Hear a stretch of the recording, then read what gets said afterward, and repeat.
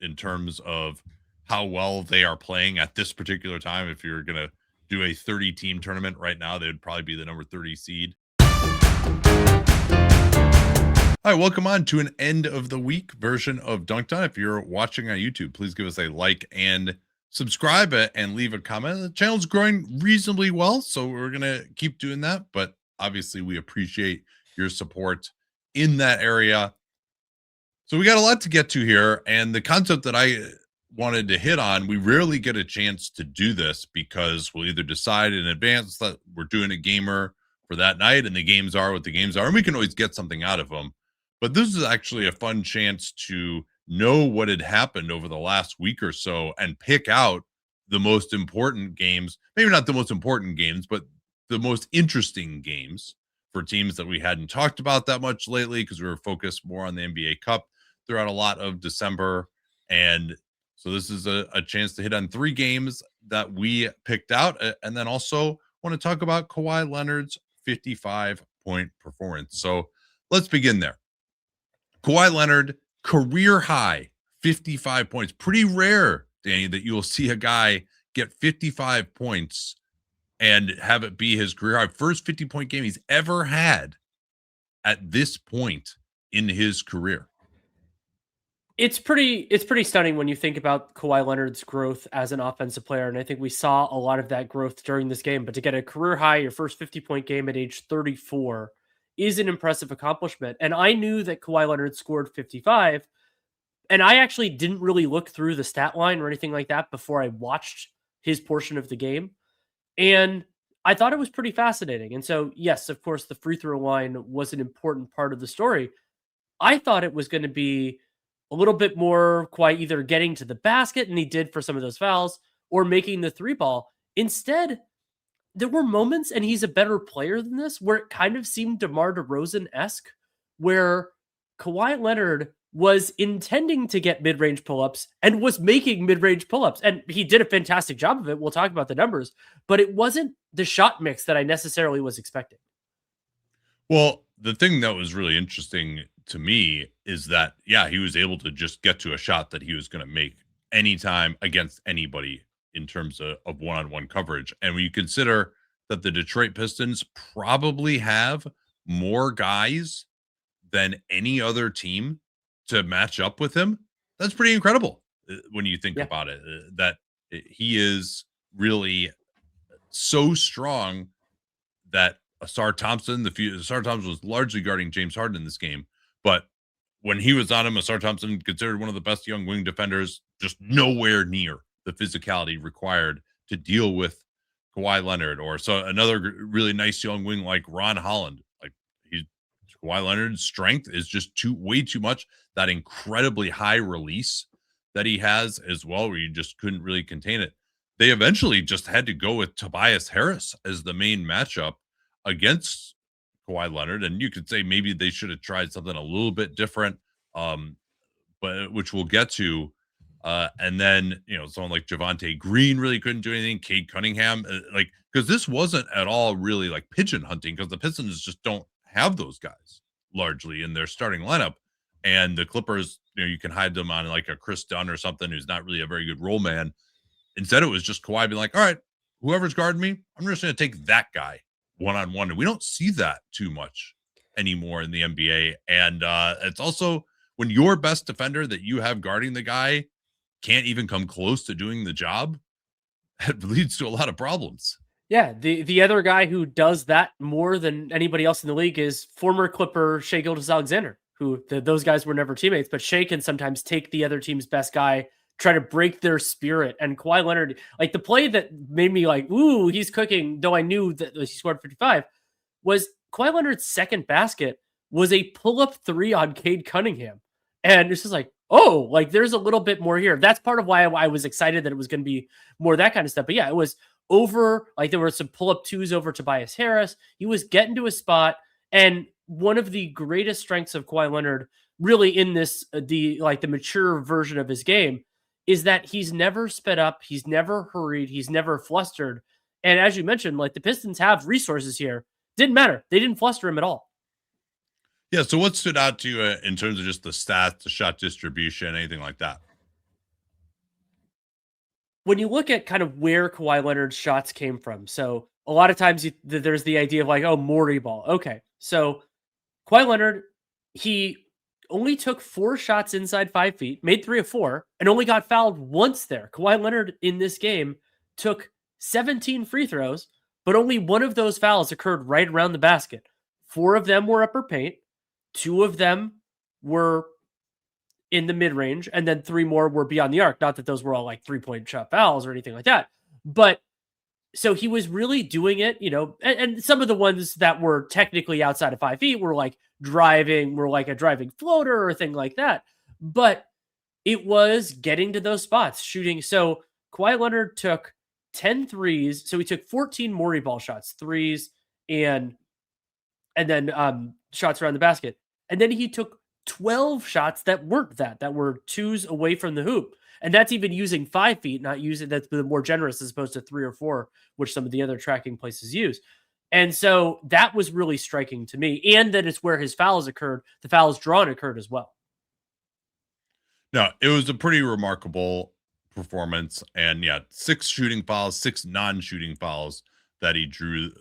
3 of those were in the bonus. So he was able to get to the foul line on those. And I also just saw him hunting shots maybe more than I've ever seen, which not surprises, a career high for him. But particularly in the third quarter, he took 1 3 that was a good 4 or 5 feet behind the line, which you don't see him do very often. Really quick pull-ups in transition.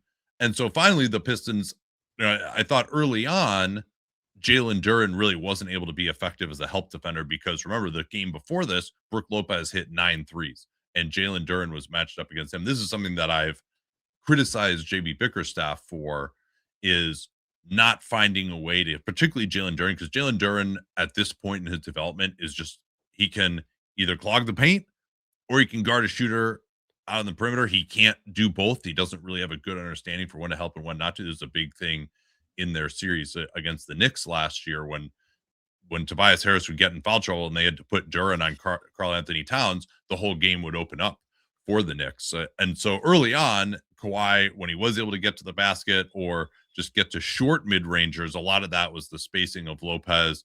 Kawhi had another drive where in pick and roll with Lopez, where Duren was just sticking to Lopez, didn't really help on Kawhi at all. And then, though, in the third quarter, it really got pretty crazy, where they started double teaming on pick and rolls. And then on his ISOs, they gave him the ball 2 times in a row on left side ISOs. Isaiah Stewart comes over into the strong side zone. So that's one defender standing on the strong side block. Then Ron Holland, as soon as he put the ball on the floor, doubled from the top. And Kawhi still got buckets on back-to-back possessions. He got fouled one, and he just scored over his defender on the other one. And that was I understand why they were going after him at that point. He was on fire, and the guys who were on the floor were Yannick Konen Niederhauser and Jarrett Jones Jr., Jordan Miller, Kobe Sanders. I think it was an all-bench group at that time. So Kawhi was really the only guy that mattered, and yet he was still able to push the defense there, the offense there. And then the Pistons get within 9, and Kawhi goes on a personal flurry. He also was just getting really quick stuff in transition, pulling up 5 of 10 from 3. So overall for Kawhi, he was 11 out of 18 on jumpers in this game, and also got fouled on a bunch of jumpers too. So it was really a Pistons team that maybe is not the most creative defensively, because they do what they do and they pressure really well and they have great personnel. But at the point where that broke down, then all of a sudden they just had no answers. Yeah, and we'll talk a little bit later in the show about a different Pistons defensive performance, but they are a team that doesn't really defensively counterpunch at all, and that does concern me about their playoff viability, because they have talent, but you need to necessarily execute it, and they're really good at what they do, but we'll have to see that moving forward. But to me, there were a few maybe stylistic things that you could talk about that they could have done, but this was just Kawhi Leonard saying, I don't care what you throw at me, I'm going to do it. There aren't many human beings on the planet that can do that against NBA caliber defenders, especially high-end NBA caliber defenders, but Kawhi Leonard is one of those. Yeah, so he had 33 in their complete demolition of the Kings. He had a 41-point game against the Rockets, another very good defensive team. It's kind of similar to the Pistons. They even have a Thompson twin on him. And so he's really coming into his own. And the Clippers are playing really good basketball right now. They're not only are they winning games now, have they won 5 straight? They've won 5 straight, and all 5 of those games have been by double digits. I believe the closest of them was this game, which was 13 against the Pistons.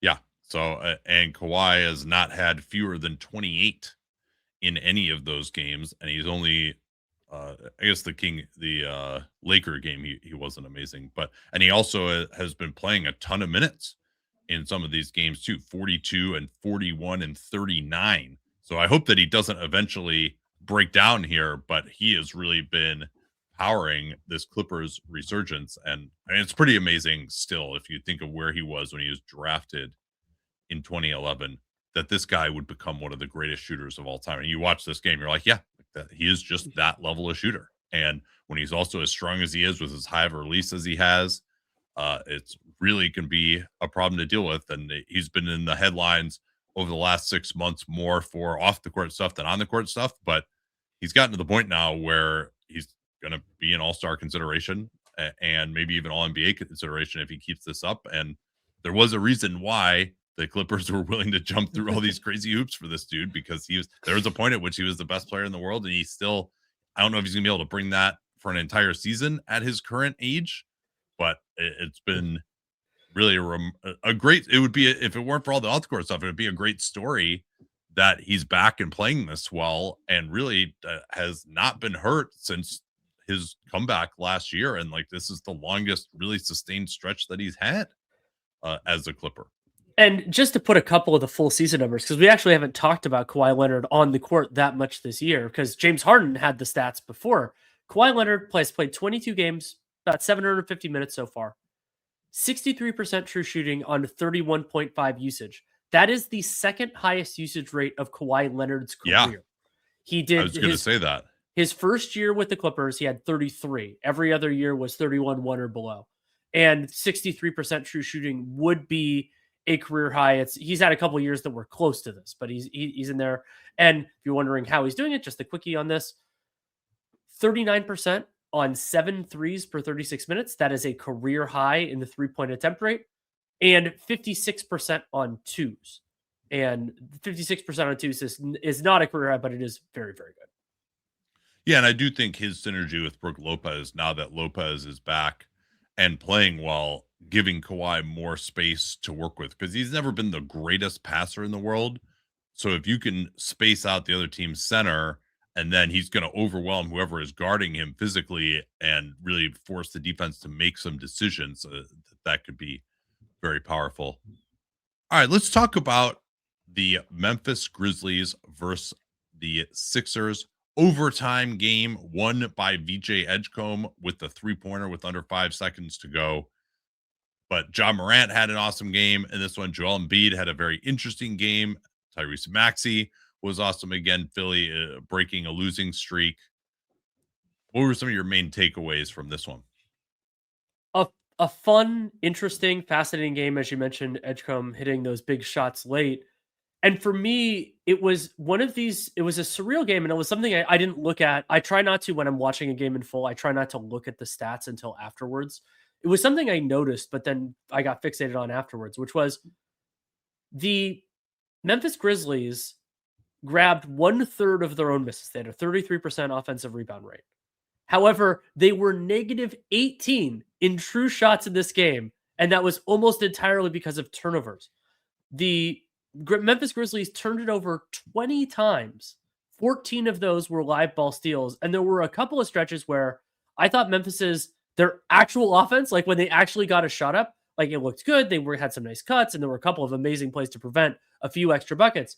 But the Grizzlies were so close to winning this game and winning this game going away, but they just kept on, combination of shooting themselves in the foot and Philly making some really nice plays, because some of those steals were very much earned. But I just thought that Memphis losing the possession battle as aggressively as they did, despite doing an okay job on the offensive glass was wild. Yeah, it really was. And this is a group that struggled with turnovers a lot over the years. And Philly is a team that causes a lot of turnovers. For me, even though Memphis lost, John Morant was the story.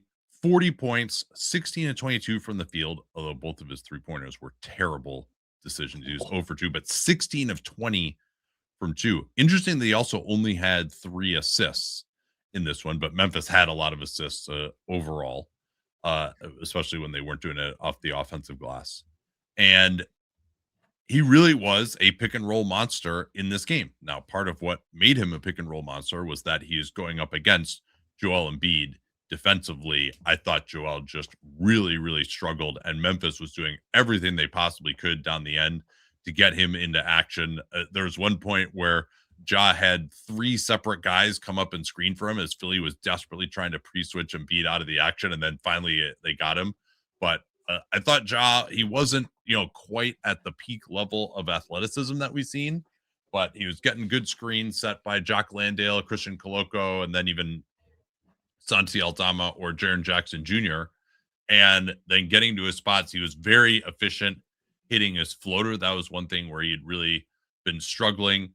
Got to the rim for 10 attempts as well. So it was a return for Ja Morant to some of the dominance that we've seen from him previously. Now, the defense was also a problem. I'm sure we'll talk about that down the end of the game. But what stood out to you about Morant's performance?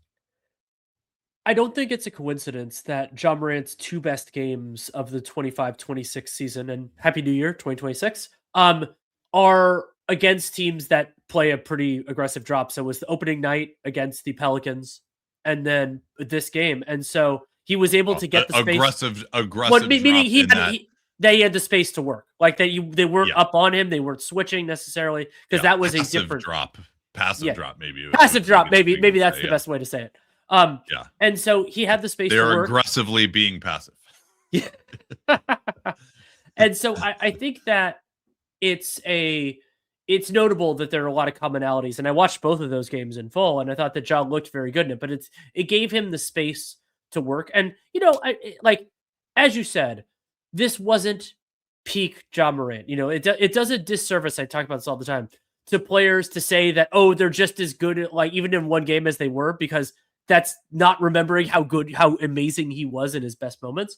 But it was a lot closer than he's been in pretty much any recent vintage, and able to get downhill. And I actually thought this wasn't that bad of a Ja Morant passing game. He had a couple of really fantastic passes that were taken away by great Sixers defensive plays. Not that the Sixers were great defensively in this game overall, but he had 2. There was one that was absolutely incredible, where Jalen Wells did a beautiful cut and then just got completely a recovery block at the rim. I wish I have it in my notes of who got it, but that is just the type of thing that you don't see, that, like, he made the pass. Oh, it was VJ. It was VJ Edgecombe. And oh yeah, that was an incredible block. And so and there were two of those where he got a ball to the guy at the rim, and then the guy at the rim just got stuffed. And it's like, okay, Ja Morant did everything he needed to do on that possession. And so he had a couple of those. Now that would have bumped him up to 5, which isn't a ton, but there were a couple other, and then the couple Memphis missed. They shot well from 3 overall. They missed a couple that they could have off of his passes. And so I thought that it was Morant offensively doing a lot of the things that we've known. And I criticized him, when we did most disappointing player, and I picked him as the most disappointing player in the league, that part of what has been frustrating about Morant, beyond all the off-court stuff, is that he hasn't shown that much development in his overall game, even beyond the becoming a decent shooter stuff.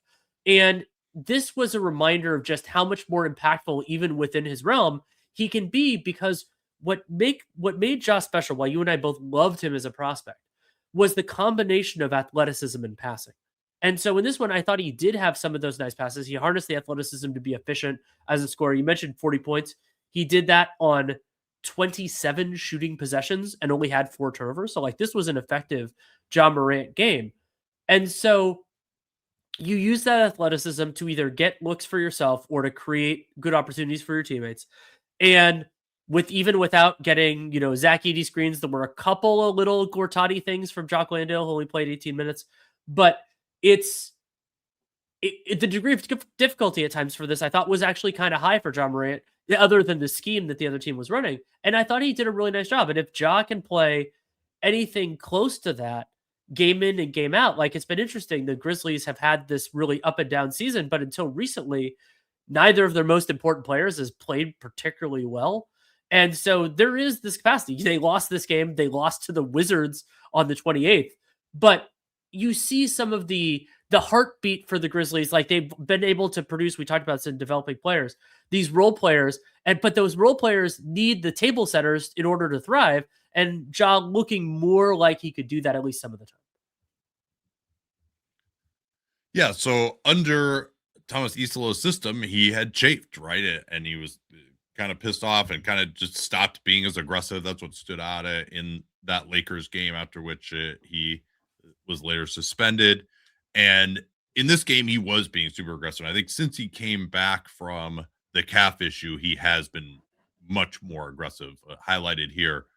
It just so happened in this game that he overlapped with Joel Embiid for 32 of the 34 minutes that he played.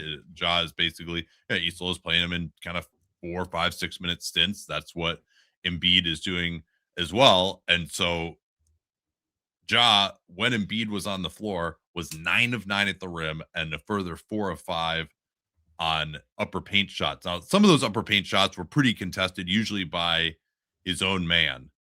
And yeah, I thought this just it was great for Ja to be this aggressive, but also the matchup was exceedingly easy, and that's certainly concerning. Also noteworthy that Ja was plus 11 when matched up with Joel Embiid. So for Joel's standpoint, I mean, a lot of good things to like about the Sixers in this game, but quite frankly, most of them were related to the young players, where I thought Embiid and Paul George just really struggled.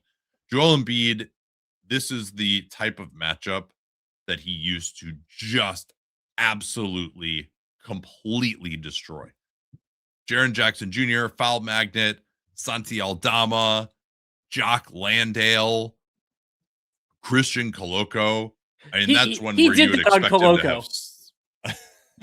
have. That's the only one, though.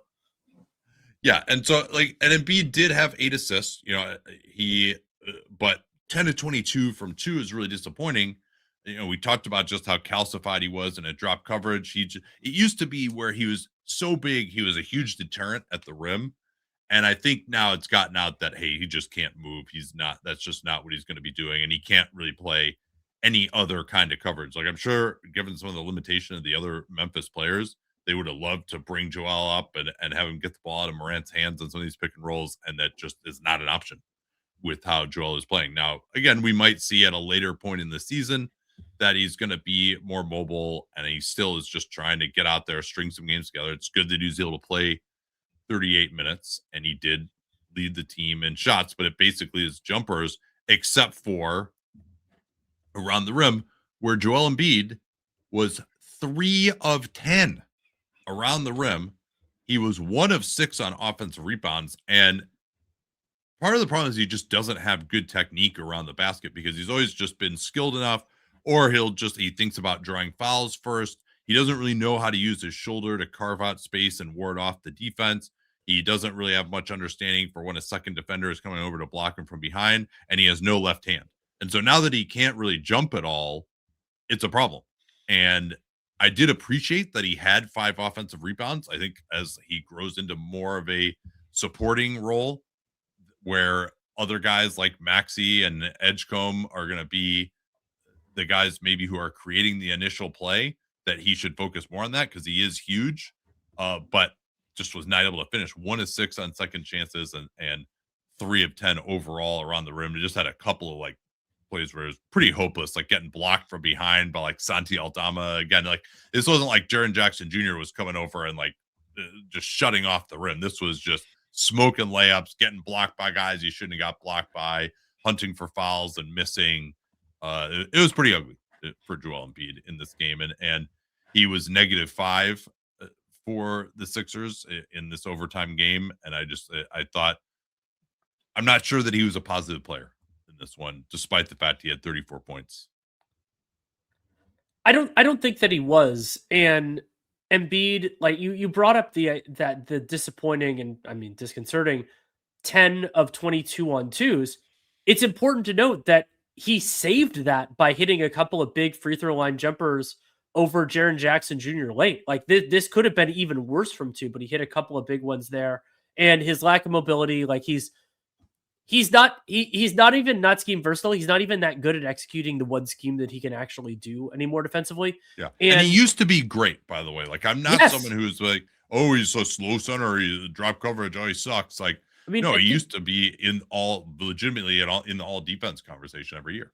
We had him, yeah, and we at least had him on the defensive player of the year ballot conversation a couple of times. I remember it specifically. And like you could also see that the energy, not that he's a perfect player by any means, that the Sixers played defensively when Adem Bona was out there. And I thought you brought up Embiid's passing in, and I thought that was something worth emphasizing because it was a little bit bizarre. It kind of reminded me in certain ways of Russell Westbrook, where like now that Embiid's angles are changing, he just has become a better interior. He's always been a decent passer, but like a better interior passer. He had two gorgeous passes to Dom Barlow. So the Sixers in this game played Embiid next to a couple of players in Barlow and Bona who are typically centers. Like, and you would think, okay, you know, well, Embiid can shoot. He's 1 for 6 from three. And this one, he could do that. But so it's like your world narrows, but you kind of can see within that world a little bit. And so he had some really nice passes to other big men. He doesn't usually play with those guys. He had a couple of passes on the inside to Bona, who Bona then got fouled because Bona didn't take a shot from the field in 26 minutes. But it was interesting to see that part of his game. He also had a couple of good kickouts for three. He had one to Paul George that Paul George missed. But like we have this thing. It actually came up last week about, you know, like what a guard who can't score anymore or can't do that stuff. Oh, we talked about their defense, but like Joel Embiid, who can't, like the guy who can't score at that volume anymore, they become a good passer because it's like the thing they can do. Yeah, I thought it was interesting. And part of that was Memphis's offensive rebounding, but Embiid really needs to play next to a power forward at this point in his career. And there was a point at which it was a concern that they didn't have enough shooting around him. And now, though, he's just not good enough at the rebounding and defense, that he needs more there. And basically what they were trying to do with Bona, who closed it out, you know, they were trying to have Bona maybe even do some switching defensively. Bona was 0 of 0 from the field. He's headed for one of the lowest usage rates in NBA history, particularly for a guy who's going to play this much. And so all he was doing was just being, you know, flare screen Spencer Jones on the baseline every single time, trying to set a screen, while the main actions for Philly down the stretch were either Maxey, Edgecombe pick and roll, with Ja having to guard Edgecombe, and that turned out to be a big liability for Memphis, including on the final play when I'm not really sure why Ja Morant was in the game, because there was a timeout, or I think there was free throws after that, with it a tie game at 136 in overtime, and Philly playing for the last shot. And that, so Edgecombe was able to hit the three on a pick and pop with Morant behind the play, trying not to switch onto Maxey. And so it was either that, or it would be the Maxey Embiid pick and roll, and then Embiid usually making the play at the free throw line for either a jumper or trying to make a pass to somebody else. So, but yeah, I think that's the right move, particularly with Kelly Oubre out. I'm not sure who else they would go to there. You know, on occasion they would switch up and put Quentin Grimes in instead, rather than Bona, if it was an offensive possession, and that gives them a little bit more on the offensive end. But then, yeah, they just couldn't defend or rebound with that group either. So, you know, we don't need to go through all the possessions down the end, but I thought that was pretty notable. Also, just that they're involving VJ Edgecombe here, and Paul George not getting involved, because he's had some good games lately. He had a huge game against Atlanta, but I think it really is just a night to night thing for him. Like, he clearly, to me, just didn't have his legs under him on his jumper in this game, and just wasn't able to hit him. He was largely a non-factor overall. Had a couple of good possessions, but overall wasn't there. Instead, to me, the other big takeaway from this one was Cedric Coward. And Coward, it's we'll do awards soon enough to talk about Rookie of the Year, but I thought he was fabulous overall, was important in the Grizzlies. By the way, the Grizzlies scored 40 points in the first quarter of this game, and I'm concerned about Sixers defense. We've talked about that on the Joel Embiid front recently, but Cedric Howard, 10 of 16 from the field. Most of that was around the basket. He did do fine on his jump shots, but 6 of 8 inside 5 feet and got fouled there a couple of times. 10 of 16 from the field, 2 of 4 from 3, 6 offensive rebounds. I mentioned that Memphis had a 33% offensive rebound rate. Of the individually credited ones, which were not all of them, he had 6 of 9. Cedric Howard was active. He was in there. He was getting to his spots. And you got to see, and this isn't the first time this has been true, either overall or in the games that you and I have watched, what the theory was on why Memphis Grizzlies went after him, because both having a wing that can do some things, and his jumper hasn't gone in super well so far this year, 33%. Like, I think when I watch him, I think he's a better shooter than that. This was the type of player that they needed so badly during their what were their best years in this run. And so, if you could get that guy and you could get somebody who can help you, if they're available at 10, that's great. We praise the Thunder all the time for getting J-Dub at 12, and I'm not comparing those two because we need to see Coward's game grow and evolve from this point. But he was great. Yeah, I wouldn't say that Coward is bouncy the way J-Dub is. J-Dub had a lot of on-ball reps as a pick-and-roll ball handler in college, too. But yeah, I mean, the thing that stood out to me the most from Coward, like his shooting stroke from the outside has been nice. I think that's going to be a reasonable weapon. It's just like his willingness to be physical and use his strength. He's just got big shoulders. That's something that Chris Harrington and I were talking about before the season, that he's just a big guy. And not only is it getting the 6 offensive boards, but just he's willing to be physical, box guys out who are bigger than him as well.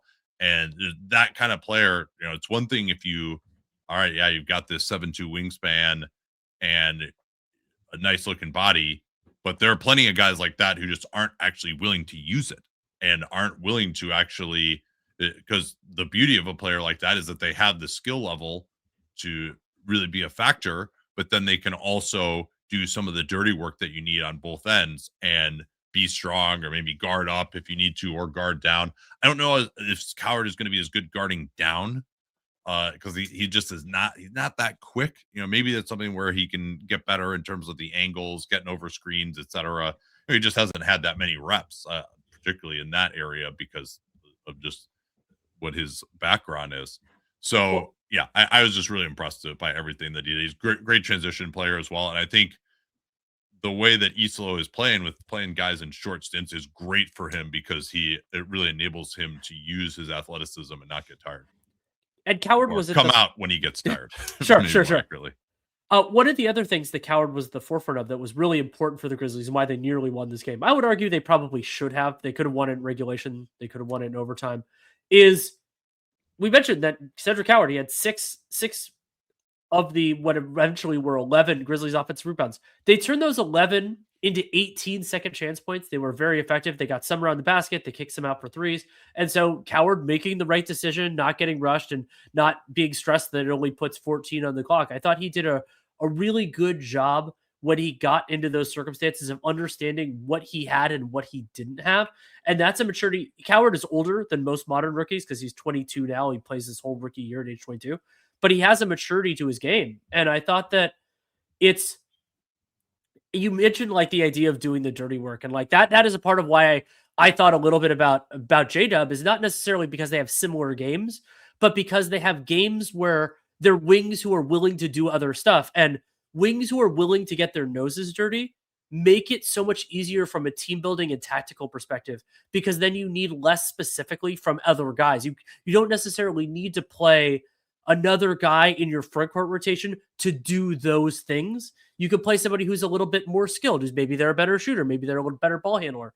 And so Coward, I think he gives Isolo and Kleiman some real latitude here in terms of how they're going to do it. Now, I don't know what version of the Grizzlies that's going to matter in, whether it's the current one or, what they are 2-3 years from now, which I think might be at least a post-Ja, maybe a post-Ja and Jaren team.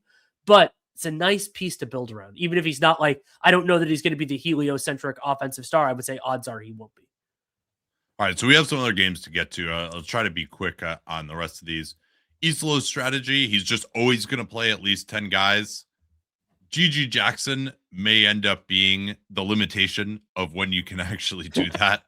And it would be better to just play other guys more minutes. -18 in 23 minutes. And he was tasked to guard Tyrese Maxey, which he just absolutely cannot do. First, he laid off him too much and gave up a 3.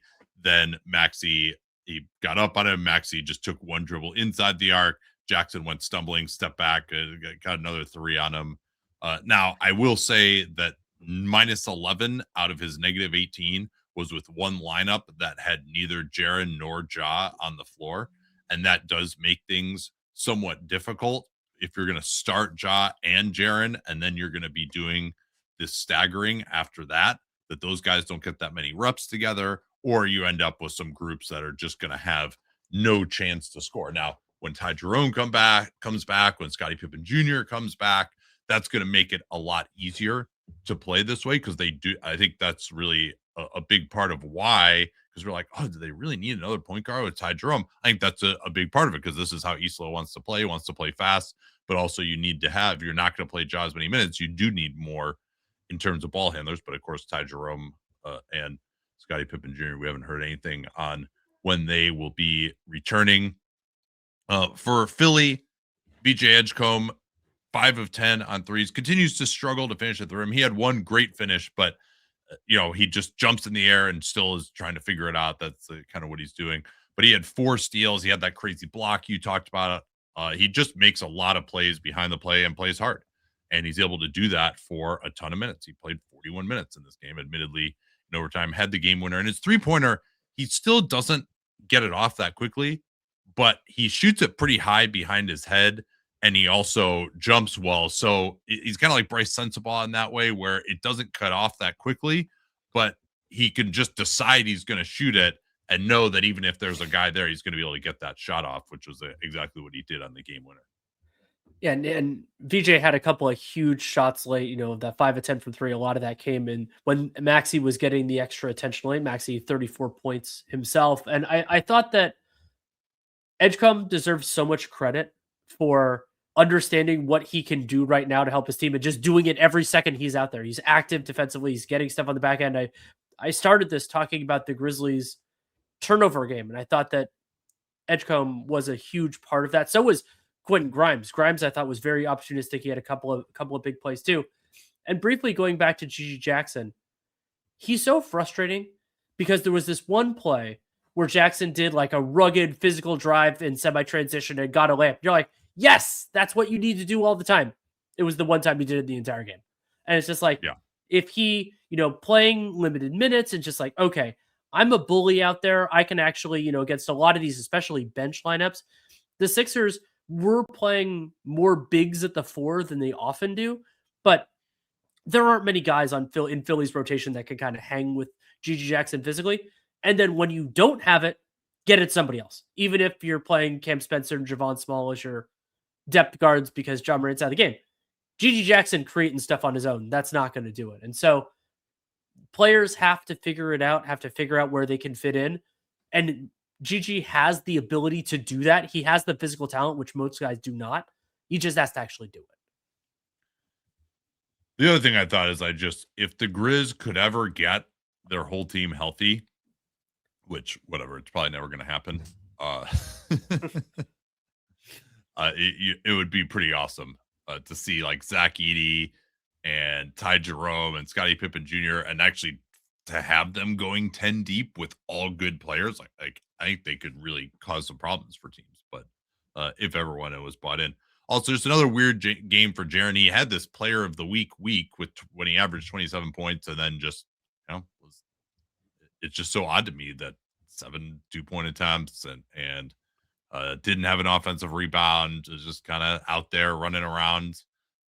Now Philly is another of these teams that does a lot more trapping and they're active. And so, those sorts of teams he can struggle to make reads against, but it's a little odd to me that on a night where everyone else on the team was easily able to finish around the rim that Jaren not really able to do very much. Let me see if I had anything else here. I think we can probably move on. Did you want to talk about Pistons and Jazz next? I did. I thought this was a very fun game, and was watching it and realizing that one of the downsides, I think there are a lot of upsides for us in terms of the NBA Cup, but one of them is just sometimes you lose threads on teams a little bit, and it was really fun to watch the Jazz in this one. I've watched them a lot over the course of the year, but just kind of you've been a couple weeks, and so you have the Pistons who are at times a really fascinating foil for other teams. And so I thought there were moments where, Keyonte George, I thought had a fabulous game overall. The Jazz won this one 131-129.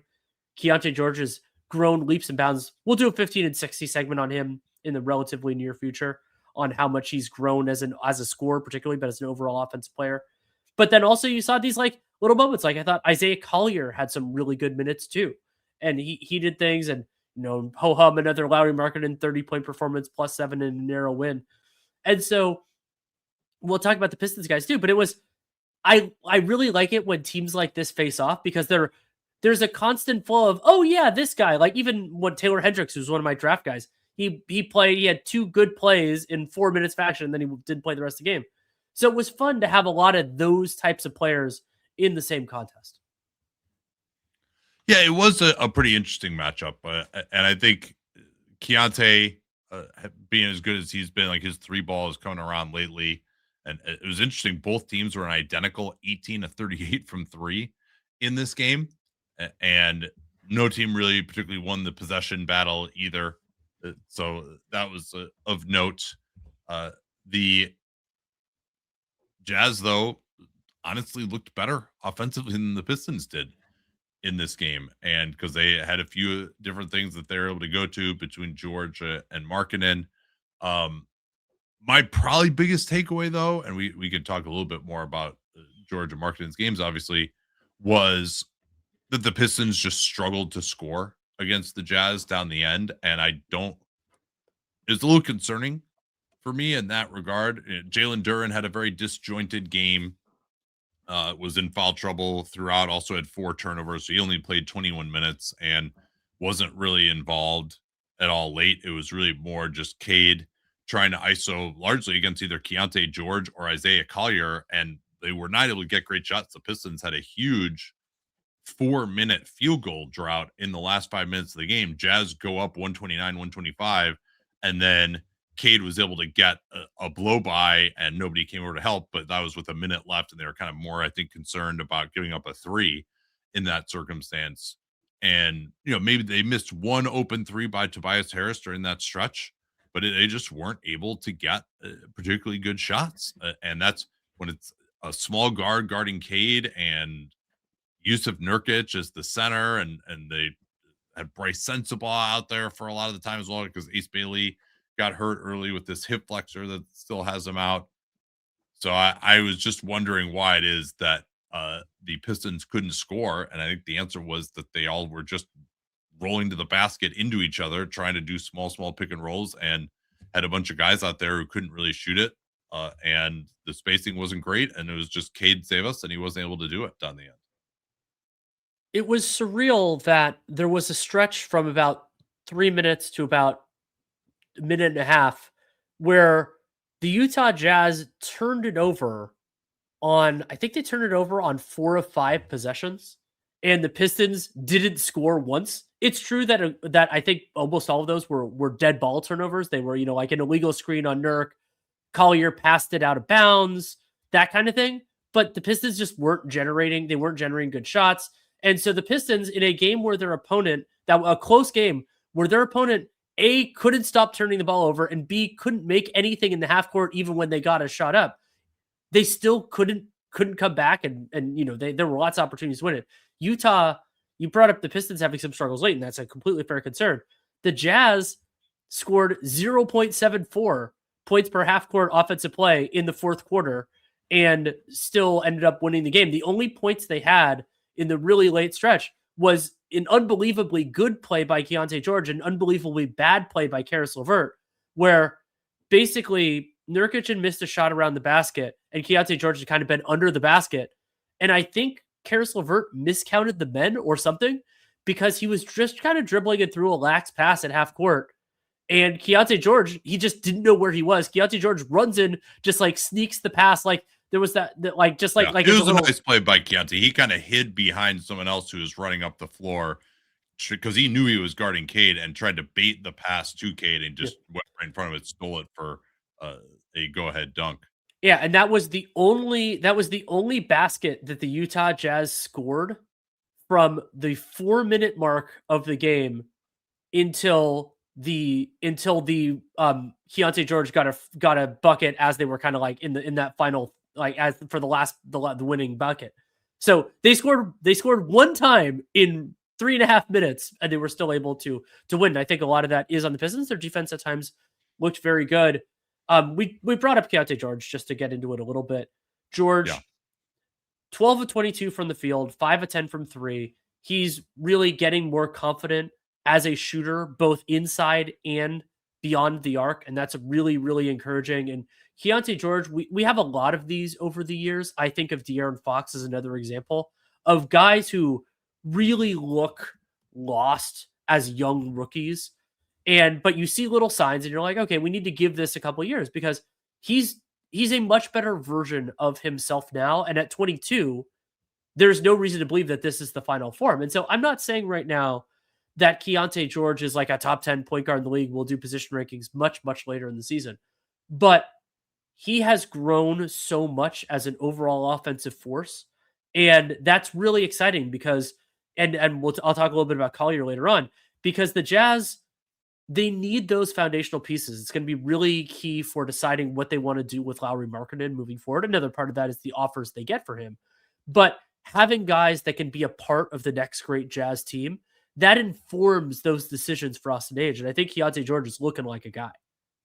Well, and this is why it's so imperative that they keep their pick as well, because of the way that he's developed. Because I think it becomes more realistic now, particularly with Will Hardy as a coach, Walker Kessler coming back. You could say Keyonte George, then Lauri Markkanen, Walker Kessler. We could get some development from some of these other young guys. We got a bunch of cap space next summer. We get one more draft pick. That and Ace Bailey will give us our upside, and we could be competing for the play-in as soon as next season. It could be as soon as this season if they really went for it, honestly. And if they could bring in another starter in free agency on the wing, maybe someone who can guard someone, and all of a sudden they could be a totally viable team. And if they didn't have Keyonte George making this development, they would just have so far to go next year. But then you also don't want to hit the gas too early, and now you're sacrificing the upside. So I think they could kind of have their cake and eat it too. If they could only get another high draft pick this year, then they could be one of the most exciting young teams in the West, and it would make sense to hold on to Lauri Markkanen. But unfortunately, George is kind of making them to be too good right now.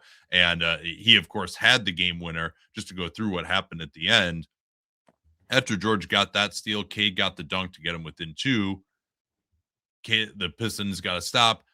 Cade comes down again, just tried to shoot over, I think it was Keyonte George from the mid-range. Pretty good contest. Couldn't get all the way to the basket and missed it. And Bryce Sensabaugh gets the rebound. Nobody's really open. Then he starts to dribble it up, and Cade just picked his pocket at half court, went in. Good foul by Yusuf Nurkic, but Cade hits them both. And then they run the George Markkanen pick and roll. And of course, the goal was to switch it. Javonte Green, who I thought was pretty good defensively in this game overall, some highs, some lows, was guarding Markkanen. And then they had I think it was Karis LeVert guarding Keyonte George.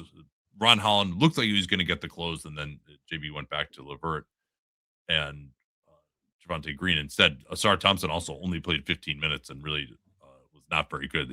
JB just did not play him at all in the fourth quarter. So Markkanen set the screen flat, which can be very difficult. You really, in that circumstance, if you're on the ball, you have to pick a side to direct the ball to, because otherwise you can go either direction and the guy who's guarding the screener just has no way of being there when he comes off the screen. Javonte Green actually did manage to stay with him, but then George made a really nice crossover move, did that harden, stick the arms out, stepped through and hit a nice floater before the help could get there to win it. And then with 2 seconds left, Cade went for a three, managed to actually get it off even with two dribbles, but wasn't close on that one. Good defense by Collier, and that ended it. One other thing I want, Yeah.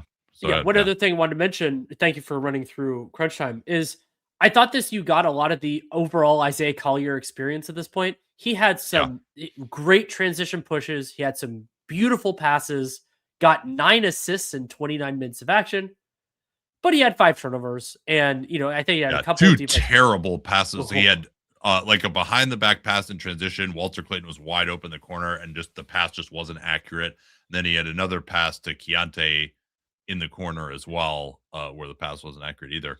I did wonder why on earth Will Hardy put him in on the last offensive possession just to have him stand in the corner. That didn't really make much sense to me. I think it was just kind of he's out there, we're going to reward him, instead of actually like saying, no, we're going to put Kevin Love out here standing in the corner instead. But I agree with you. It was and also like the fact that he, like, to really have a career, he's going to have to be capable of guarding some of the best guys in the other team, and he is strong. He is like 6'4". So I thought he was actually pretty decent on Cade.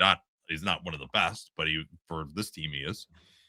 And then the other big takeaway for me from this game was just the Jazz defense was terrible overall. I thought that they gave up a lot. They gave up a lot around the basket. Like, the Pistons aren't a great jump shooting team, and some of it is that they like the Jazz looked worse, but they gave up a lot around the basket. And remember, Jalen Duren, who's been the Pistons' second best player overall this season, he only played 22 minutes overall, and was, he had these 2 early fouls in the first quarter, then was clean in the second, and then got in foul trouble again in the third quarter. Like, I thought he was carving them up. And so I looked into something, because there was a stretch in the third quarter, I believe it was, where the Jazz were absolutely, maybe it was second, where the Jazz were absolutely getting torched.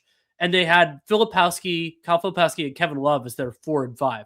I'm like, how is that? That's just going to happen. Like, they don't have anyone else. Like, it's just now. Yeah, like, could they throw in Taylor Hendricks as the 4 in some of those lineups? Like, that might be nice. I think they only should. Playing 4 minutes is a little weird to me. But by the way, so 377 possessions with Filipowski and Love on the floor, 131.6 defensive rating with those two on the floor. That's not great. And it, you say, oh, well, that's hurting things. 119.2 with neither of those guys out there, which is still pretty bad. And I thought they gave up a lot of penetration. And one of the other kind of elements of this Jazz team is that Will Hardy is a very talented offensive coach. And I think that you see this, and it's interesting with JB Bickerstaff on the other end of this one, with coaches that have limited talent. You kind of, especially when you don't have two-way players, a lot of times you have to make a decision between a limited offensive player and a limited defensive player. And you usually see coaches err on the side of the thing they know better. And so, you have Svi, who plays 21 minutes for them. You have Sensabaugh and Love, and like all of those guys make it a lot easier for Keyonte George and Collier to thrive, but they also make it so that you can't defend anybody, because there's nobody who can take on any of those assignments. You saw various different guys try and largely fail to defend Cade. And so the Jazz, one of the things that they need these offensive guys to lift is the ability to play better defensive players. And Kessler will be a part of that, but they're going to need to have somebody on the wing, probably beyond Ace Bailey, who can actually defend somebody if they're going to be good long-term. No, I think that's right. And they also just need more, and Walker Kessler can help with this, but just some athleticism in the front court. And a couple other things, Duncan Robinson not getting the close. I think part of that was that Will Hardy was going with Collier and Keyonte, and so there really just wasn't anybody for Duncan Robinson to guard. Now, you might say that would be Bryce Sensabaugh. And I thought Robinson is actually having the best defensive season of his career. Like, he still is going to get attacked one-on-one, but he at least is more aggressive defensively. He'll try to deny guys. And I thought there was one play that really encapsulated that, where he got stuck on Keyonte George defensively, did a great job of denying him. The pass had to go way back towards half court, almost was a backcourt violation. And then Keyonte George just blew right by him and set up Sensabaugh for a 3 with like 2 seconds left on the shot clock. So But at least that's better than him just laying back and the other team being able to just line up the pins on him and make him commit a foul. And for the Jazz, Sensabaugh, to be viable, he's going to have to be able to guard someone like Duncan Robinson. And Robinson got a couple of threes at his expense early in the fourth quarter because he just wasn't in a stance. He's too big to get over a screen. He's improved his body, but he still is terrible on defense. And guess what, Bryce? You think to guard Duncan Robinson is hard? Well, they can't put you on anyone else. If you're a shooter and you can't guard the shooter on the other team, which very often ends up being the matchup, right? Like Richard Hamilton and Reggie Miller guarding each other. You think back to like those Pistons Pacers games in the mid 2000s. Then if you can't do that, then you're not going to play. Like you have to at least be able to follow this guy around screens reasonably well, and he can't even do that. But he still is a really good shooter.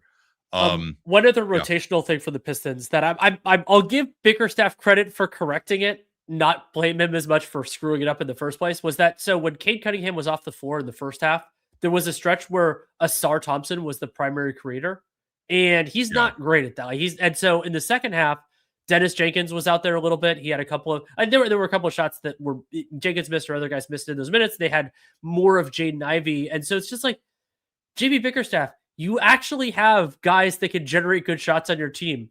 Make sure that at minimum one, but ideally two of them are on the floor at any given time. Your defense will still be very, very good. It was just wild because that stretch almost lost them the game because they just couldn't score a basket to save their lives with Cade Cunningham off the floor. And that's a part of why Asar Thompson was negative 15 in 60 minutes of action. It wasn't really his fault. To me, that's the coach for not putting him in a situation to succeed. Yeah. No, it's an interesting point.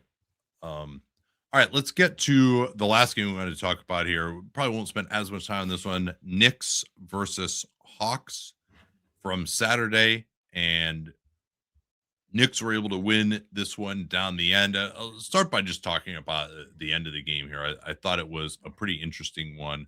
Trae Young, there's been a lot of focus on him, particularly after he missed Wednesday's game against the Wolves, and Atlanta absolutely killed them. Wolves didn't exactly bring it in that game. Also, just worth noting for the Hawks that Kristaps Porzingis did return in that game against the Wolves. So Trae's missed a couple straight with the quad, but he played in this one that we're going to talk about against the Knicks over the weekend.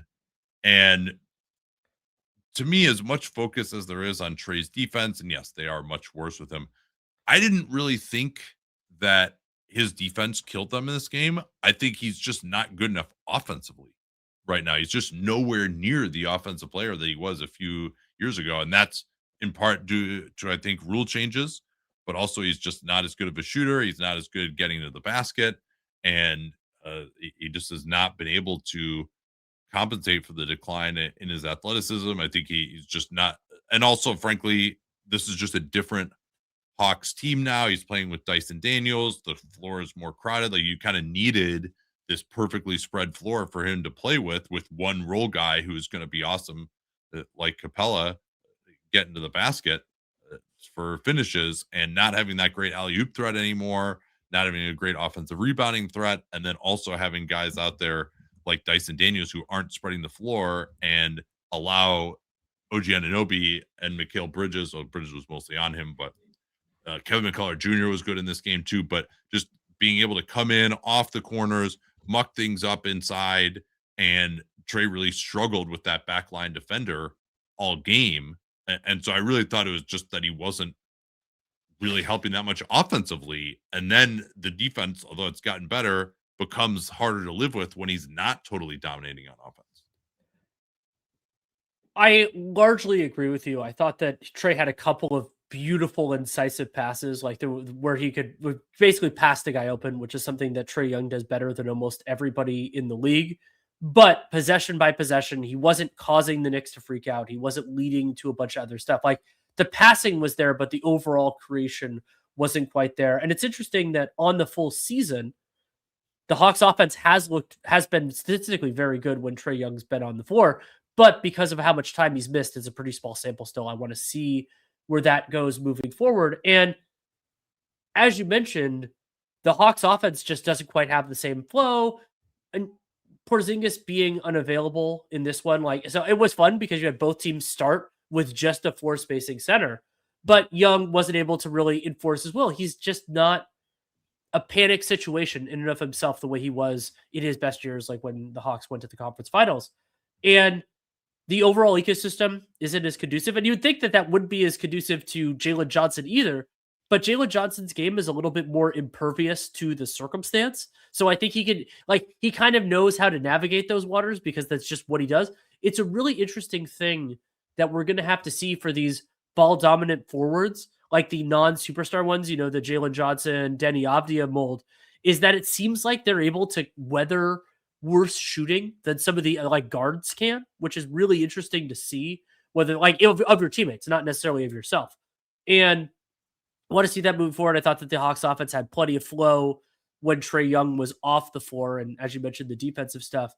And it was funny because you did a lot of the work of picking which games we were going to do, and I was about halfway through the third quarter, and I kind of wondered why you picked this one because it felt like it had a specific thing, which was, the Knicks are the better team. They're getting to their stuff. Jalen Brunson is being able to score pretty well. We'll talk about this on Dyson Daniels when that's the matchup, and score on everybody else when that's the matchup.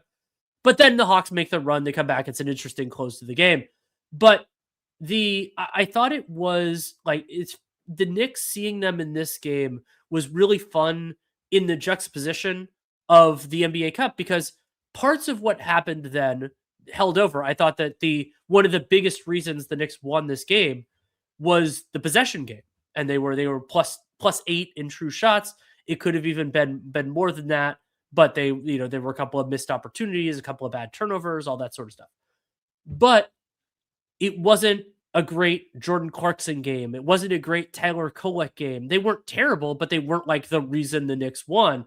And so I thought it was fascinating to have this where it was it was a similar story, but thoroughly not the same story. Yeah. The Knicks 110 true shots to 102. So 8 more chances to score than Atlanta had in this one, which saved them down the end, and also just having Jalen Brunson as the guy, although Nickeil Alexander-Walker had a great pick 6 on him in the last minute or so, which again put the Hawks up right at the end, and you thought that maybe that they would win it. But yeah, so 40% offensive rebound for the Knicks. I talked with Brad Rowland about it, and I was like, yeah, on paper, are these guys going to be able to rebound? I don't know. And he's like, yeah, they actually weren't that bad without Capella on the floor last year. Kongu's gotten better, and they should be a better defensive rebounding group. I would say of all the things that they should be able to clean up, that's it, right? And obviously, Mitchell Robinson is the usual monster that he was in this game, and he was good. Now he's actually missed a couple with left ankle injury management, or is it right ankle? I can't remember. I'll tell you in a second, but yeah, for a guy, someone like you're starting all these bigger wings like Risa Shea and Dyson Daniels and Jalen Johnson, and you just need to be able to rebound better with those guys. And even someone like Nickeil Alexander-Walker had 0 rebounds in 30 minutes in the game. That's a bit Krejci, who's a pretty big guy, actually had 0 rebounds. Asa Newell coming off the bench had 2 rebounds at playing center and power forward in 17 minutes. Well, Nate, Asa Newell had 2 rebounds. They were the only 2 rebounds any player who came off the Hawks bench grabbed in this game. Yeah, that's pretty incredible. Now they do some staggering, but yeah, it's yeah. So I do want to get back to Trae a little bit before. I do too. To a couple of things. Okay, well, go ahead then. So we focused on his offense, and that's a totally fair thing, because the offense, if it were better, then we'd be having a different conversation. There was one play that I thought was really reflective of Trae Young's overall defensive performance. He, close to half court, tried to draw an offensive foul, fell down, took forever to get back into play. So the Knicks get a 5-on-4 half court offensive possession and an open Jalen Brunson 3. And it's just, okay, Trae Young, you're bad enough on defense that you're probably not going to get this call anyway. It wasn't anything close to an offensive foul, but then you need to get your ass up and get back in the play. And it's just, I don't think that a single player who's a point guard is the reason why the Hawks defense goes from a 114.5 defensive rating to a 129.3. Small sample size alert. 3-point shooting, a lot of other things. We're probably not going to get into that on this podcast. But not only is he just like an obvious point of failure when they don't have it before, he's making it worse by not actually trying consistently. I think he's gotten better there. I mean, to me, he's always going to have a few foibles throughout the game. I wouldn't put his defense as one of the big reasons why they lost this game. Again, I think I'd put more on his offense. He was negative 13 in this one. I want to talk a little bit more about his offense, but of course, they run every pick and roll at him down the stretch, and Kolek got the close in this one. The starter was Mo Diawara because they just wanted to start with more size, but Kolek, I think, is among the guys who are available right now is the guy who's trusted more. Interesting to me that maybe they didn't try going with Mitchell Robinson. Right. But that's what I would have done. Yeah, but then Kolek and was actually being guarded by Trae, and they ended up switching Trae off of Kolek and onto Mikal Bridges because Kolek was just so good making plays off of the roll that he set up a nice corner three with Anunoby. And also, I thought Kolek survived defensively in this game, too. He had a big stop on Jalen Johnson in the last 4 minutes when Johnson tried to back him down and just wasn't able to score over him. Really took like a tough fade away from the free throw line. And so, Kolek could just continue to be really good. He's just figured out the toughness aspect of defense. But I thought that was pretty noteworthy. I didn't really think that Bridges particularly hurt Trae Young. Even in isolation, Bridges is just he did have 8 assists, so maybe that's a part of what you could point to there of how he was able to attack Trae. But I wasn't. Maybe you disagree. There are plenty of other games like this. I didn't think this one like, oh man, Trae was just so bad. Like, yeah, did they attack him a fair amount? Yes, and like that was the main action that they ran. But like, were they getting so much better stuff out of there than they would have just running a pick and roll at like a Kongu or something? I don't, not necessarily sure about that. Yeah, I think that's fair. There were a few possessions that stuck in my craw, but it wasn't as much. There was also a stretch. You brought up the part where they were setting the screens with different guys. There was also a stretch during crunch time, which was just driving me crazy, where they were deliberately. It reminded me I was getting Brad Stevens flashbacks, where they were screening to get Nickeil Alexander-Walker on Jalen Brunson. I'm not. I was like, I actually think he's better. Yeah, than Dyson Daniels in that, because he's that's the kind of defender I think that gives Brunson more trouble, is maybe a thinner guy but who's longer and can kind of keep Brunson from getting into his body, but then still use his length to contest. Or Daniels, I thought was pretty good on him too, but also Daniels is for some reason, like, his arms aren't particularly short, but he just is not unbelievable at like getting a contest. I think he's maybe pretty good getting over screens, but yeah, Alexander Walker got a pick 6 on Brunson and then forced him to miss a tough free throw line jumper. And then Jalen Johnson just didn't box out OG Anunoby, who got the offensive rebound. That was the key play of the game that put the Knicks up by 1 with 30 seconds left. And I thought that OG had some big moments. He was only 3 of 10 from the field, but he had a couple of nice attacks and was, as always, a diligent, consistent defensive player. 3 steals, 1 block, and he had a couple. No, he was great on the back line. I mean, all these games that we're watching, I mean, you take it for granted, but especially for them to be able to survive with Karl Anthony Towns, and for him to be able to just be down there on the back line and make plays, and also the Hawks just not having great corner shooters. Again, I think that's kind of where Daniels comes in. He's not necessarily that, because that's the other thing too, is that the Hawks are just able to hide Brunson on Daniels pretty much the whole game and just didn't really get hurt by that too much. I mean, there were a couple stretches where I thought they should consider doing it with Towns, because they have Towns on Okongwu, and Okongwu's just auto popping on the screen. I'm surprised they didn't do that, honestly. We're not seeing much of guys of teams putting their center on non-shoot. Like I said, the teams playing the Spurs should try it with Castle. Castle's certainly way more dynamic than Daniels is, of course. Maybe we'll see more of that over the course of playoff series involving some of these teams. Well, and if the Hawks are relevant, I mean, I love Jalen Johnson, but he's not going to do those things, and Okongwu will. And if you need to bring help in, you bring somebody in. It's a possibility. I mean, you can do some interesting stuff. But I kept on going ballistic because Mike Brown kept on giving up wide open Onyeka Okongwu threes, because he is, a lot of times, he's the Hawks' best shooter. Like, he's the one guy that you don't want a limited mobility defensive player on. But there were a couple of stretches where I thought Okongwu, he fought through some defensive possessions pretty well, but then there were other ones. Karl Anthony Towns was able to just get to his spot. And I mean, Towns, it wasn't all in this, but he took 18 free throws. He took 18, and the Hawks as a team took 27. And so there were some times where he was able to get them in relief, and they were able to get offensive rebounds when Towns was on the floor, when Robinson was on the floor. They were great in both. So I thought that the possession game was another, as always, important part of the Knicks win.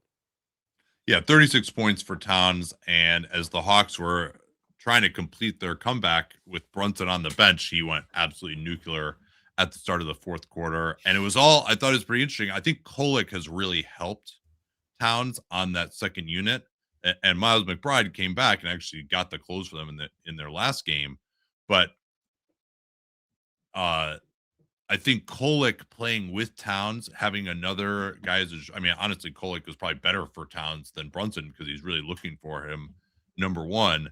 But Towns is an amazing play finisher. He's improved his drive game. That can be an interesting part of what he's doing.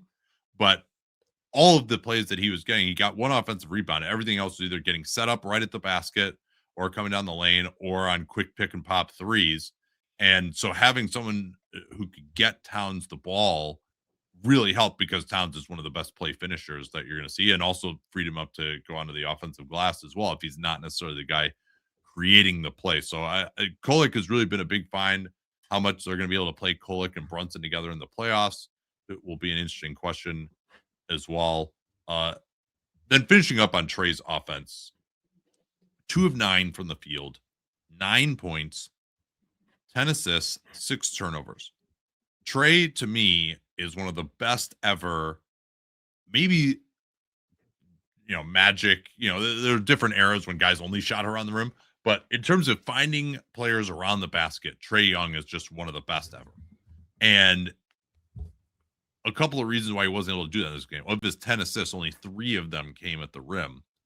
And so, number one, he's just not as much of a threat to score, and particularly not as much of a threat to score pulling up. I thought it was noteworthy even that they were going under on him, and he was 0 of 4 from 3. And then, so he's not able to get in the lane as easily. OG Anunoby on the back line was able to make some really nice plays to disrupt, force some of those turnovers. And then also, they just don't have that rim running center who's going to really but it is disappointing. You think hey, Okongwu is mostly going to pop, and Trae set up a number of those plays as well. And that's kind of what Okongwu is going to do. But Okongwu's not going to hit 6 out of 10 every game. Trae Young going against Karl Anthony Towns, they should be able to create more, I would say, than that. So yeah, it's just if he's not going to be an efficient scorer, then yeah, he's just going to opt into that contract and things will kind of peter out. But yeah, he's not playing at anywhere close to an all-star level offensively right now. We should probably mention McCullough too. 13 points, 23 minutes, 4 offensive rebounds. Did a nice Josh Hart impersonation with just his ruggedness, but also he's really improved his 3-point shooting. Remember, he missed basically all last year. Got drafted in the 50s, had a knee issue.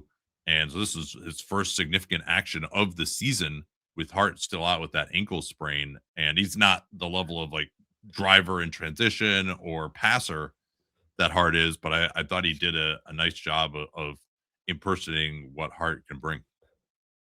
Agreed. I thought he looked good in his minutes, played with energy, played with activity, 4 offensive rebounds, and someone who just kind of disappeared out there just briefly, because that's all he warrants of a mention. Last year's number 1 pick started in this game, Zachary Risache, and you don't feel him on either end out there. 2 of 7 from the field. You didn't make any really intuitive defensive plays. And so I think that one of the weaknesses right now for Quinn Snyder, maybe there's some pressure on this, is one of the weaknesses of Trae Young coming back is that Nickeil Alexander-Walker, he played 30 minutes, but he came off the bench. And so you you kind of can't get to. I would say of their available talent, like one of the lineups I'd want to see is Trae, Daniels, Nickeil Alexander-Walker, Jalen Johnson, Onyeka Okongwu, but it's harder to get there because Reese Shay's starting and closing each half. No, I think that's a great point. And honestly, I might have even considered just sticking with Vit Krejci over Trae down the end of the game.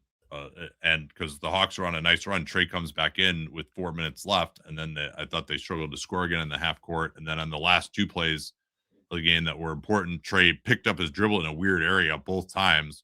One, he threw it to Jalen Johnson, and that was a turnover on Trae. It should have been a turnover on Johnson because Johnson got both his hands on the pass, and then he got stripped by, you guessed it, Anunoby, who made another huge play there. And then another time, Trae had to pick up his dribble, almost threw it away, and the Hawks were lucky to recover it on and out of bounds. The only thing that Trae looked dangerous on was drawing non-shooting fouls 30 feet from the basket when someone would try to hedge against him, and he would just dribble really hard into the guy's shoulder and fall down, and he got 3 of those fouls in the fourth quarter. And that was that he only got one shooting, like actual shooting fouled once in the game. Again, like he used to be one of the best at drawing those. So, this is not to. I mean, no, it is. It is to crap on Trae Young. I mean, he hasn't been very good offensively, and again, that's really what it's more about. Defensively, it kind of is what it is. We know that. And two other significant notes for me. One is Luke Kennard, the game before this, got a healthy DNP CD, and that he only played 5 minutes. And Kennard is hitting his threes this year. He's 43% on a little bit lower volume per 36 than he did before, but he's just not as important for what they're doing. He doesn't fit in with their overall approach. And it is the limit, we saw these like flawed, not like shooter types, just basically getting an auto bid $11 million. And like that, you need that kind of player in your rotation. And it's good for the Hawks that Kennard's only on a 1-year contract, but you run into problems trying to play some of those guys with other guys, and the Hawks just haven't needed what he brings to the table. Well, and the other thing too is that they did bring in Fali Dante, who just tore his ACL, and they also wanted to play, although he didn't really play at all in this game, Mo Gay. So they wanted to play him, and Luke Kennard is on a 1-year deal. Clint Capella signed a 3-year deal, but only for $7 million a year in Houston, and maybe he just wanted to go back there. But to me, it would have been better off just re-signing Capella, given the health concerns about Porzingis and that they've just been so thin in the front court right now. I mean, Okongwu, Brad Rowland made this point recently that Okongwu is just playing too many minutes right now, and that's part of the rebounding struggles too. And yeah, he was in the midst of a 31-point game here. I understand why they wanted him to play more. He ended up fouling out, though. He had 3 fouls in the fourth quarter. Some of the, I think 2 of the 3 of those were caused by Nick offensive rebounds, although the Anunoby one wasn't his fault. That was Jalen Johnson who missed that box out. But and so Kennard, they felt like we needed more point guard play. Alexander Walker is not really that great there. Krejci is not really that great there, but Krejci to me is actually like a better shooter than Kennard because he actually gets his shot off. And he's not a complete minus on defense, and he just has more size to get his shot off too. So Krejci is usurped Kennard. Obviously, Alexander Walker has been awesome for them. Jalen Johnson playing more point guard. So yeah, Kennard, they just haven't really needed him. And also you can't play Kennard and Trae together. So now where is he going to be out there now? He could be a trade asset potentially just because he's on an expiring deal, which Capella might not have been. And then briefly, I thought Asa Newell competed well out there, but this is a really, really tough matchup for him. I think Newell, to me, everyone looks smaller than a center when they're playing against Mitchell Robinson, but Newell looked really more like a 4 out there. And they have to play him because they just don't have enough guys with the players who are out. But so I thought he competed hard. I thought he looked better than I expected him to in a tough matchup. But Newell, to me, he looks a lot more like a 4 than a 5. Quinn Snyder drew up a really nice play down 3 with, I think, 3 seconds to go, where they inbounded it quickly. And then Mitchell Robinson was in for defense. They managed to get him matched up against Alexander Walker, and Alexander Walker just broke hard to the 3-point line.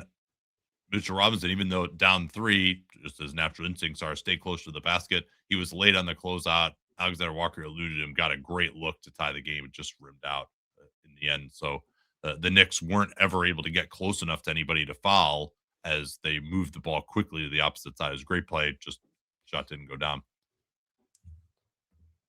Finishing up here on Atlanta, Kristaps Porzingis did return against the Wolves. He's missed basically a month due to an illness. It has not specifically been confirmed that it's POTS this time, but going to go ahead and say I'm pretty sure that it is. Young also missed 2 straight, but was questionable with the quad injury heading into the Wolves game. But obviously getting Porzingis back will be just a massive difference for Atlanta if he can continue. I certainly really hope that these problems with POTS are in the rearview mirror for him, but that it seems like something he's going to be managing the rest of his career. Unfortunately, the full-on news section of this pod has to start with Nikola Jokic, who suffered a left knee injury. It is, I guess, relative to some of the alternatives, positive news that it is a hyperextension that will keep him out for at least 4 weeks. That's a reevaluation in 4 weeks. And we don't know exactly, but that's going to come very close to keeping Jokic, making him ineligible for all of the awards. I disagree that the 65-game rule should apply to All NBA, Defensive Player of the Year, all that type of stuff, but that is what the rule is right now. But more importantly than the awards, Jokic has earned enough in his career that he knows his worth. This is going to be just brutal for the Denver Nuggets to manage, and we're going to have to see how their offense flows, how Jamal Murray does without Jokic for an extended period. Yeah, the play, if you missed it, Spencer Jones was defending Jaime Jaquez, kind of got knocked backwards and then tried to recover and fell into, it was more the ankle of Jokic rather than direct contact to the knee. First time Jokic has ever had an injury like this. The longest period he's ever missed in his career was 7 games for an ankle sprain back in 2017, I believe it was, before he became Jokic. He's had some rest things here or there or nagging injuries, but he generally plays. And I'm hopeful that this isn't going to actually affect him once he returns because, he just doesn't play that a style where he's going to injure himself, right? This was just kind of an unlucky play. I do always like to note that, hey, these guys are indestructible until they're not. But in his case, I'm not worried that this is going to be some new era of being injured for him. And so, yeah, it didn't look that bad when it happened. So it really is just bone bruising. So again, as you see these injuries, a hyperextension, obviously the greater the degree of hyperextension, the worse you feel about it. But also, if it doesn't go sideways, you're hopefully in decent shape. Now, Kyrie, when he did his was kind of a hyperextension too, but he was landing with his full weight on an outstretched leg and kind of got bumped a little bit. So that was much worse than something like this when his foot is already on the ground and then just kind of gets pushed back a little bit. It wasn't a huge degree of hyperextension. So what the bone bruise there, if you think about it, is your knee is only supposed to bend backwards, not forward. So if your knee bends forward, then basically the bones on the front of the femur and the front of the tibia, they are going to contact each other more than they're meant to. That's where the bone bruising is going to occur. Bone bruising, basically the precursor to a fracture. So, but yeah, again, that's nothing structural. Nothing's going to require surgery. In terms of what they're going to do, Christian Brown and Aaron Gordon are ramping up, could potentially play by the end of this road trip. I think they've moved to the 3-on-3 phase. But however, Jonas Valanciunas suffered a calf injury last night in their miracle win over the Raptors with basically no one healthy. Pretty bad loss for the Raptors, and one that will hopefully end up mattering for Denver in the tough days to come, that they at least got this one on the ledger. But, I think we were already starting to see with all the injuries, a lot of degradation on the bench. They were down to being -8 with Jokic off the floor. And I think if they had their whole group, that they actually could be pretty decent with him off the floor. But now Valanciunas is going to be out for a while. So it's going to be some Zeke Naji and maybe Deron Holmes is going to get in the rotation finally as well. And maybe they'll have to close some games out with Aaron Gordon at center if he can actually come back. Aaron Gordon and Peyton Watson in the front court. So I think they can cobble together some units that can be pretty decent at the start and end of games. It's just, what are they going to do, especially with no Valanciunas when Jamal Murray is off the floor? And also, I'm just worried that Murray might get run into the ground here too. I'm worried with that as well. And just to note that we don't have a severity or diagnosis on Valanciunas, but he did describe it as feeling a pop in his right calf. That's a concern. We'll get a lot more later on Yeah. there. Well, I mean, it's going to be at least 2 weeks regardless, because he At left the game least. with muscle injury. So, And notably, and probably more than that. and notably in the game when Valanciunas got hurt, Zeke Naji did not play, but De'Ron Holmes played 22 minutes. So we'll see where the rotation goes. We'll unfortunately have a lot of time to watch the Nuggets in this stretch to see how they can do. We'll see how it affects Jamal Murray's potential All-Star bid. I could see it going in either direction depending on how things go. Thankfully, Well, even though and quickly on the standings, 10 losses for them. Phoenix is in 7th with 14th with 14. And I think honestly, being the 6th seed for Denver wouldn't be that terrible. I think they would feel like they could win 2 series on the road against basically anyone other than Oklahoma City. If they get into the 4-5, though, then where they could have ended up anyway, then of course they're on the same side of the bracket as OKC. Again, Spurs have lost a couple recently. Rockets have had a rough losing streak. Now they've turned that around to some degree. So you've got a bunch of teams there with 9 through 13 losses in the 3 through 6 area. Phoenix 14, Golden State 16. So that's they would have to really struggle in this next stretch. And if they get Brown and Gordon back, Brown I think will probably be back to playing his normal minutes pretty quickly. Gordon I could see still being on like a 25-minute limit for a long time with all the hamstring issues that he's had. But can they play, can they be 3 games under 500 during this stretch, or are they going to be like winning 25% of their games? Like that's the big question. I think if it's the former, they should be fine getting a top 6 seed.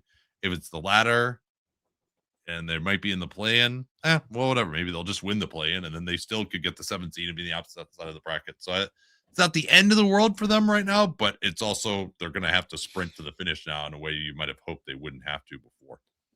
And the per game miles on Jokic moving forward will be a concern for that end stretch, and maybe hopefully he comes back at a reasonable time and everything else. So Jokic's injury could have been worse. Thankfully, Victor Wembanyama seems like it could have been a lot worse. So Victor Wembanyama left the Spurs' most recent game Wednesday against the Knicks with a knee injury. It ends up being, the way Shams reported, as a slight hyperextension in his knee. No major injury. So he is out for Friday's game. For selfish reasons, you and I are broadcasting Spurs Grizzlies next Tuesday. I would love for him to be back by then for a variety of different reasons. So it definitely sucks that he's going to miss some time, but at least it's not as severe as it could have been. No, and he seemed to think when speaking to reporters afterwards that it wasn't too bad as well. Devin Vassell didn't play in their loss to the Knicks, or sorry, their win over the Knicks. It's an adductor issue. So again, we've seen groins and calves teams are being very conservative, and I can't recall him actually leaving the game with that issue. So that might mean that it's maybe more of a maintenance type of thing, but they are calling it a adductor strain rather than tightness. So that could be a concern. Speaking of tightness, the Chicago Bulls, although they did get a nice win over the Pels, have their 2 best offensive players on the shelf. Kobe White, a recurrence of his right calf injury. They are calling it, don't worry, right calf tightness. No problem, just a little tightness.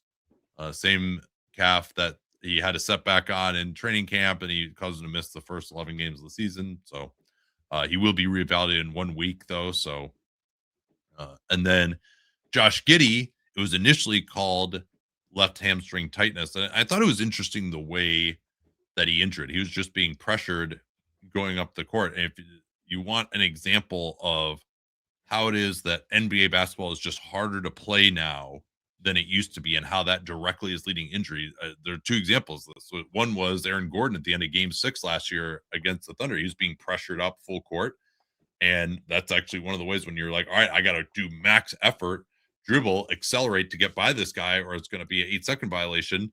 that's a perfect circumstance where you might injure the hamstring. This one didn't look quite as severe in terms of the effort that was required, but he just kind of pulled up, was grabbing the hamstring all of a sudden, and now he's actually going to be reevaluated in 2 weeks. They are now finally coming clean and calling it a left hamstring strain rather than it being tightness. And then Zach Collins was actually playing pretty well coming off their bench. They're even going to some two big groups with him and Vooch a little bit. He's got a right toe sprain, so it's going to be 10 days for his reevaluation. We're potentially close to Anthony Davis's return. We're recording this on Thursday. He might play tonight against the Sixers after missing two with the adductor issue that occurred on Christmas. So that's good. Good that he'll be back. There's a relatively short absence. And then Brandon Williams, who also dealt with that recent injury, he returned on Monday against the Blazers. So good to see that both of these injuries appear to be relatively short term. Yeah, and I think the research that I did on Davis and the groin spasm and the fact that he injured it running in a straight line, that was all appears to be correct. That again, this is something that he's dealt with a lot, but also he can recover relatively quickly when it is in fact a spasm. Alperen Şengün was questionable for Monday's matchup against the Pacers that they won. He also sat out their demolition of the Cleveland Cavaliers on Saturday, so it seems like he can return relatively soon. Steven Adams, however, hurt his ankle in that game against the Pacers. He's had a lot of ankle injuries over the years. He exited during the third quarter. We'll have to see how bad that ends up being, but they won that one anyway. And for Cleveland's part, they did get destroyed, but then actually went into San Antonio and won when San Antonio was at full strength in that game too. So they're starting to play better. I mean, it's not perfect all of a sudden. They're not just demolishing teams, but they're very competitive against the Knicks on Christmas. Took a step back, obviously, in that Houston game, but Darius Garland's starting to look better. Mobley's back in the starting lineup now. So I think we can expect them to be a little bit better going forward. Are they going to be a 60-win juggernaut going forward? I wouldn't necessarily say so. What else we got here?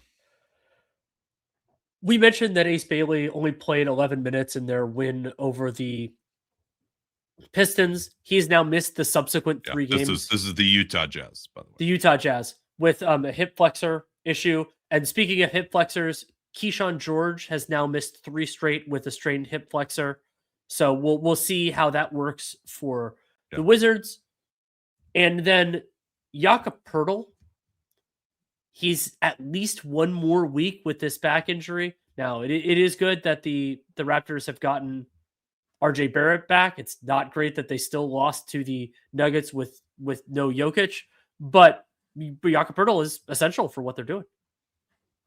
Yeah, it does seem like the Toronto start is pretty darn far in the rearview mirror right now, and even they're trending to be maybe more of a 500 team, and perhaps not even that as of now. I'd like to dive a little bit more into their struggles and things changed when they lost Barrett, and then they also just don't have a center, and so those are the first 2 things that would stick out to me. But they have Barrett back now. I don't know how well he's been playing, but that'll be something to dive into a little bit more at a later time. What else we got here? Jalen Suggs is back. He returned against the Indiana Pacers. Desmond Bane had missed a little bit of time due to back spasms. He returned as well. Goga Bitadze played 16 minutes off the bench, but we do not have a timeline on Franz Wagner, Jamal Mosley. It's already been 9 games, and he still doesn't have a timeline with this high ankle sprain, but we expect it to be a while, and it seems like it's going to be a while. Yeah, I mean, that's a 4-week injury, probably at a minimum for Franz Wagner. Magic did get an important win against the Pacers with Paolo effective as a driver in that game and getting the game winner. Sacramento would probably be, if we were doing a power rankings right now, would probably be number 30th, just in terms of how well they are playing at this particular time. If you're going to do a 30-team tournament right now, they would probably be the number 30 seed. I would guess that they did get Keegan Murray back for that matchup against the Clippers. That didn't matter, though. They got totally smacked. Devin Carter came back. Not that that really mattered that much with an ankle issue. Zach LaVine is still out with an ankle issue as well. So it's really just been the DeRozan show. That's what it was down the end against the Mavs, where they did get a win over the weekend, but they've had a lot of non-competitive games. They also got back Drew Eubanks, who had been a lot of Precious Achua because Sabonis is out too. Precious Achua and Dylan Cardwell, not Dwayne Coswell, on in the Kings front court, and both those guys are not like horrible, but also not starting quality players. I don't know that Drew Eubanks is either. He's been out since December 11th with an avulsion fracture in his left thumb. Portland, Jeremy Grant is at least traveling with the team with this Achilles tendonitis, but he did miss his sixth straight against the Thunder. And worth noting, there's been a lot of media hype about calf strains leading to Achilles. There's only been 2 recorded incidents of that, both like happening in the NBA Finals when guys probably came back before they normally would in the regular season.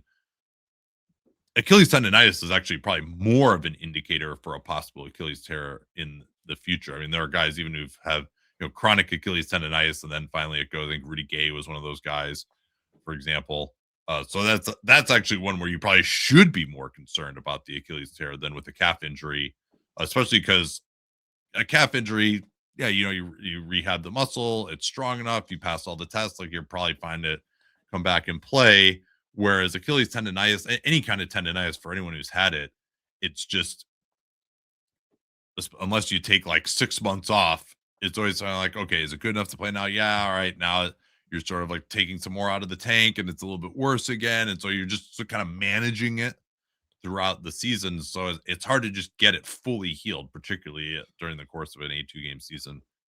And then also some of these other Blazers. I mean, the Blazers have really been struggling lately because they haven't had their players. What else is happening with some of their long-term injured guys?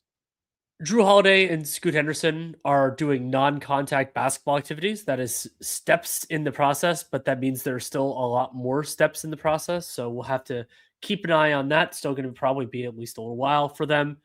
Grayson Allen has now missed 7 straight to end 2025 with a knee injury, which was described as right knee injury management. But at least for Wednesday's game against the Cavs, he was started as doubtful and then was ruled out rather than being in early elimination. For the Pistons, Tobias Harris left the Lakers game early, and with a hip issue, Karis LeVert exited the previous game early and then was ruled out of the Lakers game. They still won that by I think 20 in LA. And the Lakers played it without Rui Hachimura. He's dealing with right calf soreness, and JJ Redick said he's going to be out for about a week. Their rookie Adu Thero is going to miss 4 weeks at least due to a right MCL sprain. That is not the same knee that he had surgery on in the offseason. That was his left knee. So unfortunate for Thero that he's going to miss that time. They did get Jackson Hayes back, but this is a very hurt team right now.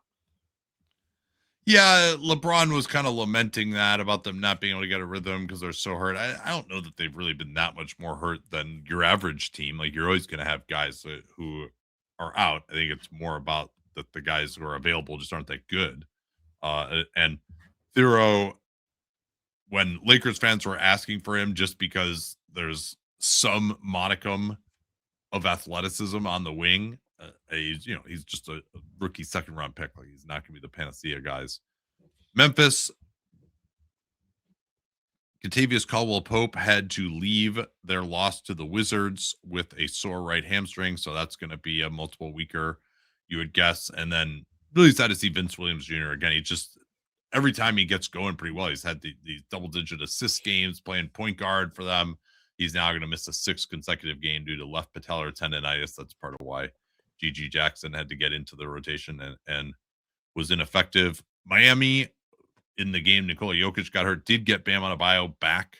He just had to miss a couple with this sore back. And I think he really wanted to be back to play against Jokic, but that obviously will help Miami's defense. Pelle Larsson, he had to leave that game against the Nuggets with a right ankle sprain. Looks like he could potentially miss some time. The Milwaukee Bucks obviously got Giannis back, but then lost their second game of the season to the Washington Wizards on a CJ McCollum transition fadeaway on the baseline. That's definitely very disappointing. A lot of recriminating quotes out of there from Doc Rivers about how they didn't play right, etc. But Milwaukee did get Gary Trent Jr. back from a couple game absence with a calf issue a couple games ago. And then New Orleans, Herb Jones still out. Herb did not play in their New Year's Eve loss to the Bulls. Yeah. Okay. Good. So that's he's now missed six straight. What else we got here? For the Hornets, Con Knipple did come back, which is good. He came back for their game Wednesday against the Warriors. Miles Bridges missed that one. He injured his right ankle 2 days before against the Bucks. We don't have a severity or timeline. And then Ryan Kalkbrenner has now missed 5 straight with a left elbow sprain. I haven't seen anything in terms of a specific timeline on him yet. Oklahoma City, Isaiah Hartenstein re-injured that right soleus strain and didn't play against the Blazers. The Blazers were also very limited, and the OKC Thunder killed the Blazers in that game. Jalen Williams, still Jay Will is out with this heel issue. He's been out since mid-December. And so they actually are going to have to go a little bit smaller. Chet Holmgren starting, Kenrich Williams playing some 5. Usman Jang, though, might have been someone who could have gotten in the rotation, but he's missed 8 straight with a calf issue. Indiana finally got Ben Shepherd back with a calf issue. He'd missed about a month. TJ McConnell had missed a couple with the hamstring issue. That might have just been more of a maintenance thing. Isaiah Jackson now has missed 5 straight, though, due to a concussion. The Pacers have kind of been rolling these hardship guys in and out. They had James Wiseman. They had Garrison Matthews. Both those guys now are that they've moved on from. Do we get to everything? Are we missing anything? No, one thing I'll note, you talked about like who's playing the worst right now. The Pacers did have a close loss to the Magic. They're the only team that hasn't won in the last 2 weeks. They're 0-8. Yeah, they're at least somewhat. But they've been feisty in these games. Yeah, I think so. All right, then. Well, we will be back on Sunday. Plan is to do our January edition of the NBA Awards. That'll be interesting. Talk to y'all then.